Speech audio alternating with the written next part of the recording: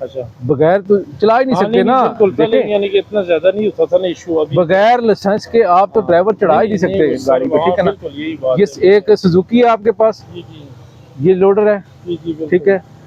ये ट्रैक्टर है, ट्रैक्टर है। कितने ट्रैक्टर हैं? 2 है, जो दूसरा ट्रैक्टर भी है, ठीक है। जी जी दोनों ड्राइवर्स के पास लाइसेंस होना मस्ट है, बिल्कुल ठीक है, लाइसेंस रखें। ठीक है। कम उम्र छोटा बंदा आपने इस पे ड्राइवर नहीं चढ़ाना, हाँ बिल्कुल ये बात जिसकी है, उम्र जी, जी। पूरी हो, लाइसेंस आज हो, वो उसको चढ़ाना अखबार में भी आया है। जी जी। जिसकी उम्र और ट्राली की बैक साइड पे आपने रिफ्लेक्टिंग टेप लगानी है जो रात को नजर आती है सामने, ठीक है। बिल्कुल ठीक, और इस पे लिखना है कि ड्राइवर अगर गलती करे तो शिकायत 15 पे करें, ठीक हो गया। ठीक है।